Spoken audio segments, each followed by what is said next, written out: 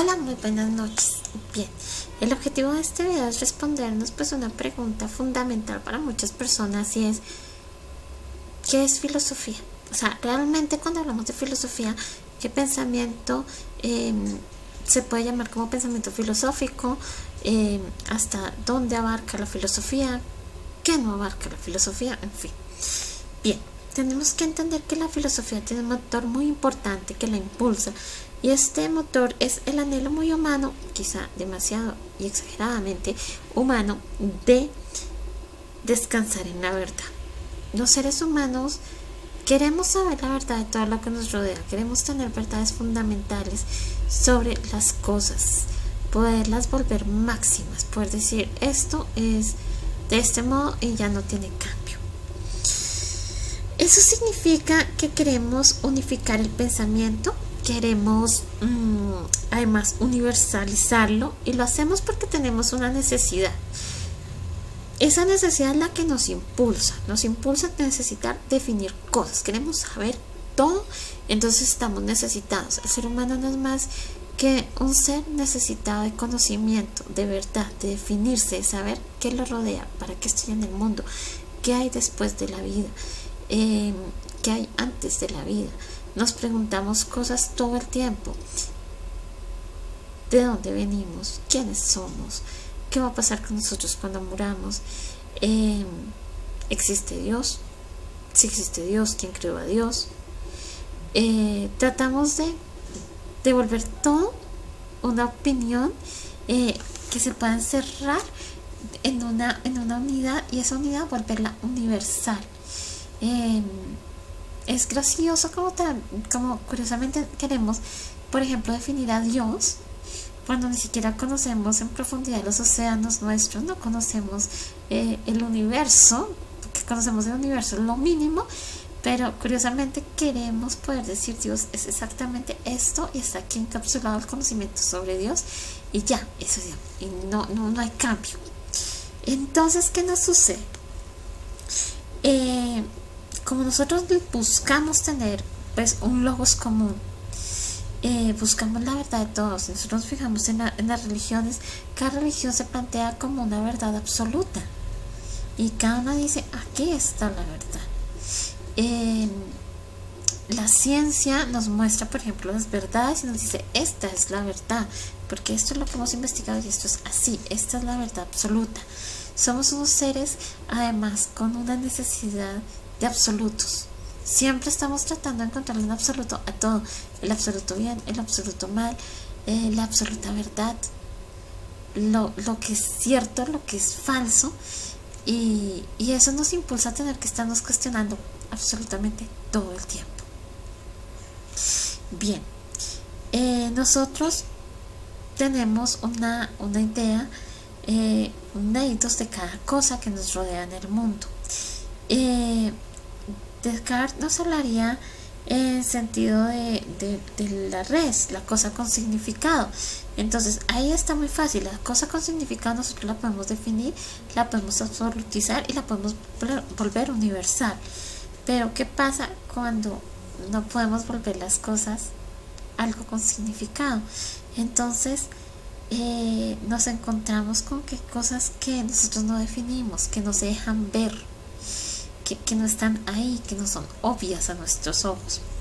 Ahora bien, ante lo que es obvio a nuestros ojos, e incluso ya hoy en día hemos ido más lejos y definimos y absolutizamos y damos por cierto o falso cosas que aunque no vemos, les damos ya una agrupación y las subordinamos a ideas únicas y soberanas. Digamos, Platón nos hablaría del yo absoluto porque nos damos cuenta que buscamos ideas únicas para poder explicar más fácil el conocimiento, cómo generar un marco para las cosas y que entre ese marco las cosas no se puedan mover, no se puedan salir del marco. Eso es lo que nosotros buscamos. Hasta Dios lo queremos meter en un marco y decir esto es Dios, de aquí para allá ya no es Dios y de aquí para este otro extremo sí es Dios porque Dios es esto. Dios empieza aquí y Dios termina allá. es algo que queremos hacer, es definirlo, definir absolutamente todo, definir el universo, dónde empieza, dónde acaba, definir emociones y sentimientos, hasta dónde mi emoción o mi sentimiento es positivo o es negativo, en fin. ¿Qué nos sucede entonces? Nos empezamos a encontrar con que nosotros tenemos una intuición también que se intuye a sí misma. Y esa intuición que se intuye a sí misma, hablaríamos de la noesis y el noeseos, es lo que identificamos con el único Dios. Muchas de las verdades que nosotros tratamos de volver absolutas, las llevamos a Dios para poderlas poner ahí. Y ahí las absolutizamos, como que las dejamos ahí en espera. Ya las puse en Dios, entonces luego ya defino a Dios y listo, ya están las respuestas a todo lo que yo necesito saber de esas verdades. Es una forma en que a veces nosotros pensamos. Y entonces, ¿qué nos sucede? Lo identificamos con ese único Dios y claro, desde un punto de vista aristotélico, él nos diría que esa identidad con el único Dios de verdad, nos hablaría de la noesis y el noeseos, de esa intuición que se intuye a sí misma, pero es que nosotros estamos llevando las cosas a esa verdad que es Dios solamente para sentir que las definimos en algo. Ahí están definidas, mientras logramos definir a Dios. Bueno, luego nos encontramos que la teoría ha de tener su contrapartida en una buena praxis. Entonces, ¿qué sucede? En el nivel supremo, ambas, el saber hacer y el buen hacer, se identifican en el placer del autoconocimiento, de la autosuficiencia placentera. Aristóteles nos hablaba cómo el placer perfecciona la actividad. Si a mí me gusta lo que hago, pues lo hago con placer, y si lo hago con placer, pues lo voy a hacer mucho mejor, me va a parecer más chévere hacer, más fácil, más sencillo. Si me gusta lo que pienso sobre lo que hago, entonces también me va a parecer mejor. Pero si es al contrario, no estoy perfeccionando lo que hago y no estoy encontrando placer. Realmente parte de la búsqueda de nuestra verdad se enmarca en buscar una verdad placentera que nos haga felices a los seres humanos. Y ahí viene un problema. ¿Qué tanto entonces cuando buscamos una verdad placentera es una verdad o nos estamos autoengañando para poder encontrar un placer y que nos parezca placentero entonces lo que creemos? Porque ahí nos encontramos bien creyendo algo, así nos estemos autoengañando, pero es placentero. Es placentero si yo me imagino que un problema que se dé en el mundo se da por esa pequeña respuesta que yo me estoy queriendo dar, así sea un autoengaño, pero eso me brinda placer. Y voy a defender ese punto de vista a la perfección con todo el gusto del mundo porque me genera placer. Y es una de las preguntas que uno se plantearía. La búsqueda de la verdad es encontrar verdades que nos gusten o es encontrar la verdad así no nos guste. Bueno, esta búsqueda de la verdad, si la buscamos desde un buen punto de vista, nos llevaría a la perfección. Y esa perfección nos conduce como a una juventud, como a una flor de la vida. Si de verdad es perfección, nos va a llevar a lo mejor. Ya tendríamos, por ejemplo, a un Santo Tomás diciéndonos de esa búsqueda de Dios desde la razón o desde la fe, pero ambas tendiendo hacia una perfección que es Dios. Entonces llegaría yo a Dios, que es esa perfección. En Ética Nicómaco, por ejemplo, Aristóteles nos va a hablar de la ataraxia. Él nos insistía mucho en esa imperturbabilidad, en la serenidad por ausencia de turbación. Y nos vamos a encontrar que no solo él, que también las escuelas post-aristotélicas van a insistir mucho en este punto de vista. De ahí que vayamos a ver estoicos, epicúreos, neoplatónicos, hablándonos precisamente de la imperturbabilidad. ¿Qué sucede? Que nos invitan a la virtud como modo de llegar a la verdad, porque si yo soy autoimperturbable, si yo soy capaz de autorregularme, voy a poder generar una verdad que no esté plagada por las pasiones, las emociones y los sentimientos. Si no soy capaz de autorregularme, entonces las verdades que yo encuentre evidentemente van a estar plagadas por mis emociones y mis sentimientos, y al estar plagadas por emociones y sentimientos, muy seguramente no van a ser verdades absolutas que permitan de verdad volverlas universales. ¿Por qué? Porque en el momento en que están impregnadas de emociones, pues están teñidas de un manto que no es el de la verdad. La verdad es lo más cercano a poder decir Dios. Y si nos fijamos, una verdadera idea de Dios no sería un Dios llevado por emociones y pasiones. Bien. Luego nos vamos a encontrar que la verdad también es un saber sobre sí mismo. ¿Quién soy? Para encontrar la verdad tengo que saber yo quién soy. Entonces, si tú le preguntas a un filósofo tiene que empezar por el estudio de sí mismo. ¿Quién es él? Para luego poder entonces hablar de qué es todo lo que lo rodea. Porque yo no puedo hablar de lo que me rodea si no sé definirme a mí misma.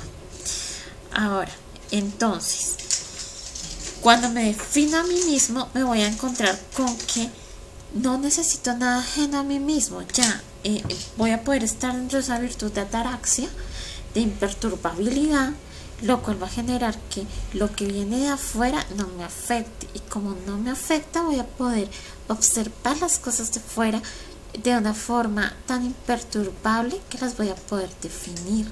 Pero aquí viene la parte que nos sorprende un poco de pronto a los humanos cuando no la encontramos. Y es que si nada ajeno a nosotros mismos nos perturba, si nada ajeno a nosotros mismos afecta lo que pensamos, podríamos decir que estaríamos alcanzando la sabiduría. Y esa sabiduría nos llevaría entonces a la verdadera filosofía, a ese amor a la sabiduría. ¿Por qué? Porque me encamino hacia la sabiduría, porque amo la sabiduría. Pero ahí viene algo, y es que ese grado de perfección solo la tendría y la poseería un Dios. Es decir, que allá nos encontramos con algo. Poder nosotros decir qué son las cosas, definir todo en verdades únicas y universales, sería el equivalente a ser dioses. Pero para poder llegar a ese punto tenemos que pasar primero por la capacidad de imperturbabilidad, de autocontrol, de autorregulación, de que nada de lo que nos rodea pueda afectar en ningún modo nuestro ser, que no necesitemos nada. Y si todo esto se da, seríamos lo más cercano a dioses, y ahí nos damos cuenta, no lo logramos. Nosotros carecemos de la capacidad de poder definir las cosas porque no somos capaces ni siquiera de definirnos a nosotros mismos. Bueno, esto a grandes rasgos más o menos para ir empezando a entender qué es filosofía, qué es eso, para qué sirve, qué hace un filósofo, funciona o no. Realmente la filosofía, soy de las personas que defiendo mucho y tengo esa posición muy clara, y es que la filosofía no es un conocimiento académico en sí, enciclopédico, cerrado, donde yo a usted le enseño unas teorías para que usted me las responda, o donde yo a usted le enseño a que argumente de tal modo que usted siempre tenga la razón. No, porque es que un filósofo tiene que ser capaz de darse cuenta que no siempre tiene la razón, que se equivoca, y que tiene que replantearse las cosas porque no existen verdades absolutas. Nos vamos a encontrar eso a lo largo de la historia. Vamos a encontrar, por ejemplo, a Nietzsche teniendo que replantearse lo que había puesto al principio. Al principio elogió a Wagner y luego todo lo contrario, se replanteó, tuvo que cambiar de punto de vista. Entonces, o muchas veces dentro de un mismo punto de vista, tenemos que movernos en tenerle que dar en cierta forma la razón a los otros. Algo así como lo que pasó con Sócrates cuando acepta su condena a muerte por cicuta. Nos encontramos porque él no quiso contradecir la justicia. Así, lo que en ese momento la justicia planteaba para él realmente tuviera un trasfondo que fuera injusto y pues que acababa con la vida de él, basado además en una situación muy triste, porque fue un juicio con falsos testigos, con testimonios que no eran ciertos, pero aún así él entonces tiene que, a pesar de ser un defensor de la justicia y de la verdad, podemos ver que acepta morir por una condena impuesta desde un tribunal que aplica justicia, pero una justicia no sustentada en verdades. Bien, yo siempre propongo y defiendo mucho que la filosofía es un modo de vida, y en ese modo de vida es lo que le vuelve al filósofo a veces difícil funcionar dentro del mundo, porque es que ese modo de vida te exige hacer espacios para ti, alejarte del mundo, reflexionar, tratar de encontrar esa imperturbabilidad, tratar de encontrar el mínimo de necesidades, para que así, entre más te depures de lo que hay alrededor tuyo y de lo externo, entonces tú puedas adentrarte de una mejor forma al pensamiento, al análisis, a la razón de lo que te sucede. No en vano, si miramos, la mayoría de los filósofos han sido seres muy solitarios, y esta soledad se debe a esa búsqueda de uno mismo, porque no me voy a poder encontrar a mí mismo rodeado de mucha gente, no voy a poderme encontrar a mí mismo cuando no me doy espacios para pensar. La filosofía no es simplemente una actividad y no es una profesión en el sentido de trabajo como filósofo, porque realmente tú puedes enseñar filosofía o vivir dentro de la filosofía, y de las dos opciones, pues la más sencilla, enseñarla; la más perfecta, vivir dentro de la filosofía. Bueno, espero que les haya gustado. Yo sé que me había alejado un poquito de los videos, había estado un poco ocupada, pero fue con mucho cariño. Voy a tratar de prepararles temas para poderles seguir explicando ciertos parámetros de qué es filosofía. Esto es muy extenso de explicar, pero sobre todo yo creo que algo que la resume muy bien es que filosofía es el amor por la sabiduría, la búsqueda de la sabiduría, y ese amor y esa búsqueda son un modo de vida. No es solo enciclopedismo, es un modo de vida. Feliz noche.